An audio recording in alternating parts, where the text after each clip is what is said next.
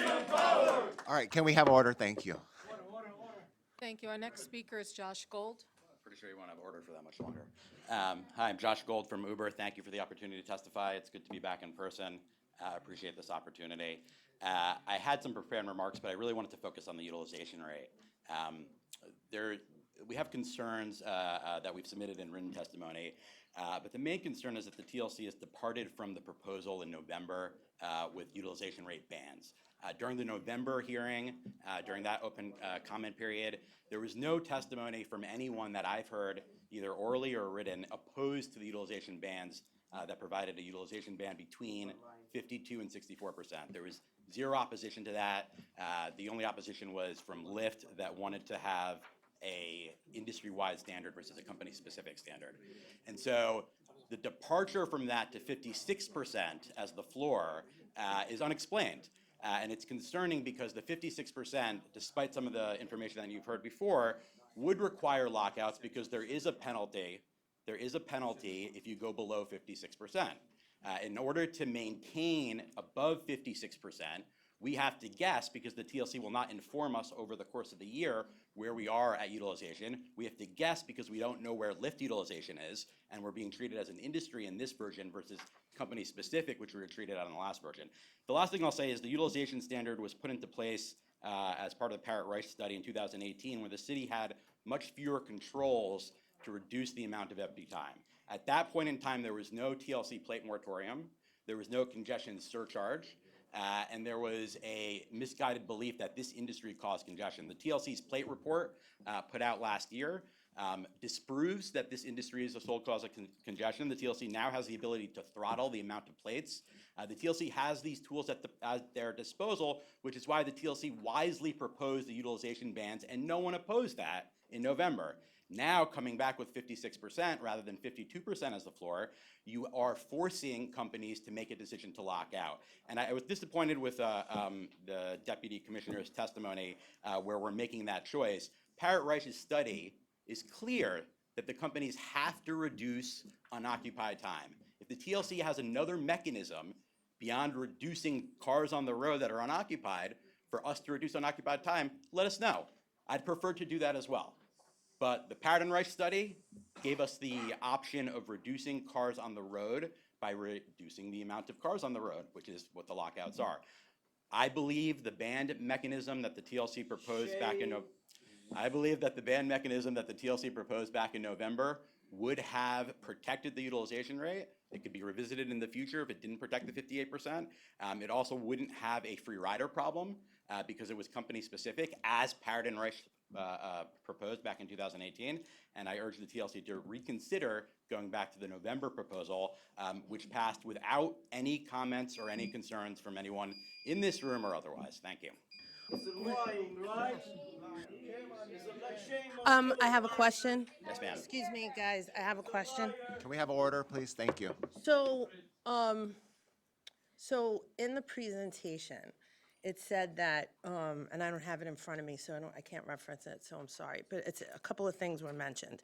That utilization did not fall below 36% over 56%. 56% over the last couple of years. You're insisting that it does, so want to ask you what that's based on. The other thing that that you said was that TLC would not tell you, and I think in the presentation it said that we would be informing the industry and the individual companies as to where their utilization rate would be through the course of the year, so that would be very transparent to you. So I want to understand what you're saying. Yeah, so I didn't see the presentation from the back row, but if there is transparency, it wasn't in the rule. And monthly updates on where the industry stands and the companies stand on utilization, I think is a very important step, and that would be a huge, that would give us the ability to not have to control for unoccupied vehicles. So that is a big step, and I appreciate that. I don't know what the numbers were in the presentation, but if that could happen on a monthly basis, that would be great. And the second question on 56%, I think the industry did fall below it a couple times during 2020. Normally it had stayed above that, but now that we're moving to an industry-wide standard, we don't know if the free rider, if the other company with smaller market share is going to also care about their utilization. And so when we have to think about our utilization rate, if we have to limit the amount of time people are on the app in order to stay above 56%, if they turn on the other company's app, that brings the industry down. And so we are concerned that we'll go below 56%. We have no concerns about 52%. But We have you no haven't, concerns about but you haven't gone 53%. under 56% except for 2020 during the pandemic. We don't, the TLC, the only information I have from the TLC is obtained through FOIL requests. And so they have more information than I do for the industry-wide. I know what Uber's is, but now we're moving from company-specific, which was Well, I'm proposed. asking about Uber. Huh? I'm asking about Uber. I believe there are a couple of months in 2020, probably in January, which is a slow month, it's below 56%.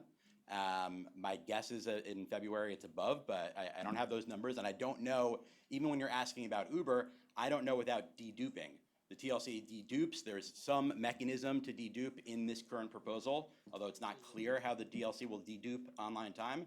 So when you're on the way to pick up a passenger, well, when you have passenger time, but you're in period 1 or online time with the other company, that shouldn't count towards the denominator, and the TLC has changed the rule a few times, but it sounds like in this proposal they'll be deduping, but I don't know when a driver is online with Lyft, so I can only guess as to my utilization rate over the past few months. The TLC is the only one that has access to that information.